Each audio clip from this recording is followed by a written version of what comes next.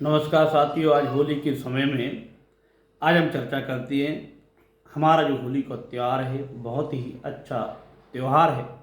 यह त्यौहार क्यों मनाया जाता है, कैसे होली मनाने की प्रथा चालू हुई, आज इन सभी बातों को हम बताने जा रहे हैं। वीडियो आप शुरू से और लास्ट तक देखना, वीडियो बहुत ही अच्छी जानकारी वाली है।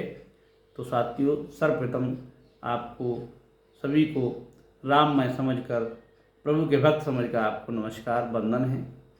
सिया राम मैं सब जग जानी, करहूँ प्रणाम जोड़ जग पानी। जय श्री राम। साथियों, होली का जो त्यौहार है वह त्यौहार भक्त प्रहलाद से जुड़ा हुआ है। भक्त प्रहलाद कौन थे? तो प्राचीन समय में जो हिरण्यकश्यप नाम की जो राक्षस थी, उनके पुत्र थे प्रहलाद। तो हिरण्यकश्यप के जो पुत्र थे वो श्री नारायण जी के भक्त थे, और सभी जनता भय की वजह से हिरण्यकश्यप की पूजा करती थी। हिरण्यकश्यप का आतंक इतना था कि उनके डर के मारे उनके राज्य में कोई भी देवता की पूजा नहीं करता था, लेकिन उन्हीं के घरों में केवल पूजा होती थी, वो अभी नारायण की भक्त प्रहलाद के द्वारा। इससे हिरण्यकश्यप बहुत दुखी था, उसको बहुत क्रोध आता था भक्त प्रहलाद को। उन्होंने मारने की कोशिश करी, यानी अपने पुत्र को ही। उसको जल में फेंका तो नारायण भगवान ने जल में से भी उसको बचा लिया।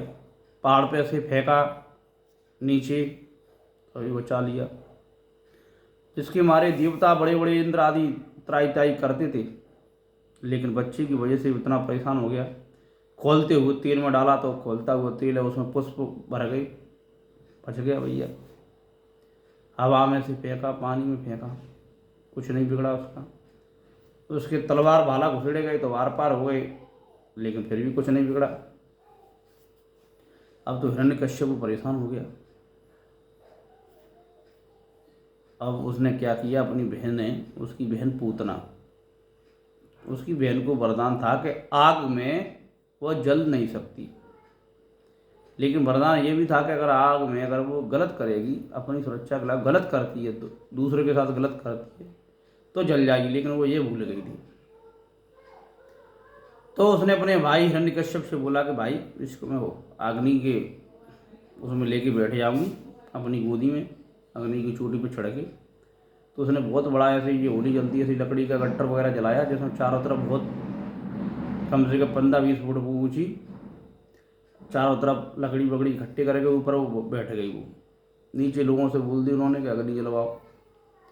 अग्नि जलवाई,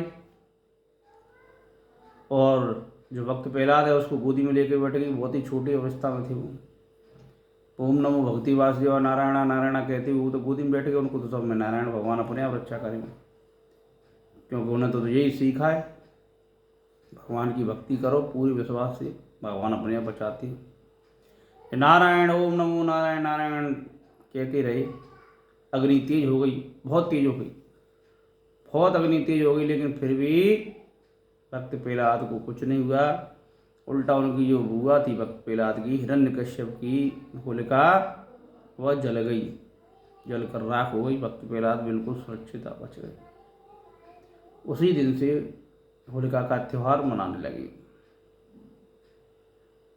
होली का सुंदर त्यौहार मनने लगा है।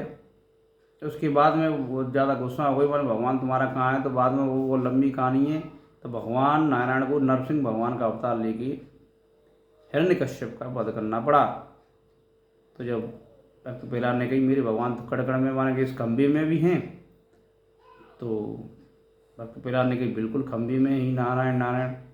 तो उसने खंभे में जैसे ही गुस्से में उस दुष्ट हिरण्यकश्यप ने सोटा मारा अपना गदा, तो खंभा फट के नरसिंह भगवान प्रकट हो गए। नरसिंह भगवान प्रकट हो गए और उसका सीना फाड़ दिया और उसको मार दिया। उसने कई वरदान, नरसिंह अवतार ही क्यों लेना पड़ा, भगवान विष्णु को सीधे क्यों नहीं आए। इसके कारण ये है कि आदि नरसिंह और आदि मनुष्य का रूप धारण करके आए, इसलिए वो नरसिंह भगवान, क्योंकि हिरण्यकश्यप को वरदान था ना उसको देवता मार पाएंगे, ना दानव, ना जानवर, ना मानव, ना अग्नि में, ना पानी में, ठीक है, ना दिन में ना रात में, ना अस्त्र से ना शस्त्र से, ना फल खा के ना सब्जी खा के ना धूल मिट्टी से, कैसे भी वो मरेगा नहीं, ना किसी भी तरह के हथियार से। तो भगवान ने उसको अपना नया अवतार लिया, भगवान ने स्पेशल उसके लिए नरसिंह अवतार। और उसको अस्त्र से नहीं मारा। नरसिंह भगवान के नाखून थे बहुत बड़े बड़े, नाखूनों से उसकी छाती फाड़ दी। और दिन में ना रात में, तो वो क्या है, दो संध्या के समय में, संध्या वेला में, प्रदोष काल के समय में उसको मारा। और ना घर के बाहर ना भीतर, तो उसको देहरी पर रखी मारा, देहरी पर। तो बहुत ही ये सुंदर कथा है, परम पवित्र भगवान की भक्ति में कथा है। भक्त प्रहलाद के द्वारा इसकी स्टार्टिंग की गई है। आज बॉलीवुड वालों ने इसको गंदा करने के लिए गाने बनाए, होली खेलो रे, होली खेलो रे। और होली के टाइम में भांग घोटने लगती है, शराब पीने लगती है। लेकिन हमारे यहाँ सनातन पद्धति में सब शराब गांजा और जो चिलम सट्टा कुछ ऐसा नहीं है। तो सभी से हमारा अनुरोध है कि होली मनाएं, फूलों की होली, गुलाल की होली, लेकिन इसमें दारू शराब आदि ये ना हो, नहीं होना चाहिए। पूजा पाठ करके भगवान को रंग लगाएं, खुद पूजा करें। आजकल के लोग क्या करते हैं, शराब चंदा करने लगती है, होली के नाम पर चंदा करेंगे, लकड़ी इकट्ठी करेंगे, गन्ना गोबर, पैसे बचेंगे, उन्हीं से दारू पी जाएंगे। तो ये ऐसे लोगों को चंदा भी ना दें, शराबियों को। क्योंकि आपके पैसे से अगर कोई शराब पीता जुआ खेलता है तो वो खेलेगा, वो तो पाप ही है, पाप लगेगा। लेकिन उसको चंदा देने वाला भी पाप ही माना जाएगा। 5 किलो घास लेके किसी गाय या नंदी सांड को खिला दें तो आपका पूरा पुण्य मिलेगा। लेकिन शराबियों को चंदा दे दिया होली के नाम पे, तो आपका जीवन बर्बाद हो जाएगा। अपना 1-1 रुपये मेहनत का व्यर्थ में किसी को ना दें, भूखे को भोजन खिला दें, शराबियों को चंदा ना दें। आजकल के ये व्यसन बहुत फैलता जा रहा है, कलयुग का असर है। लोग भी क्या करें, कलयुग का असर है, तो लोग व्यसनों में पड़ते जा रहे हैं। तो साथियों, होली का त्यौहार और नरसिंह भगवान के अवतार का भी आपको जानकारी हो गई। वीडियो कैसी लगी, अच्छी लगी बुरी लगी, कमेंट में ज़रूर बताना। लेकिन हमारे सनातन धर्म का बहुत ही अच्छा त्यौहार है।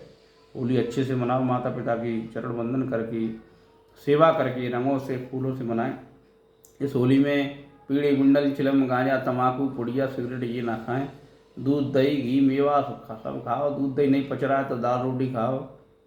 व्यसन मत करो, क्योंकि शरीर है, शरीर पर माता पिता का अधिकार है, भगवान का अधिकार है, भाइयों का अधिकार है।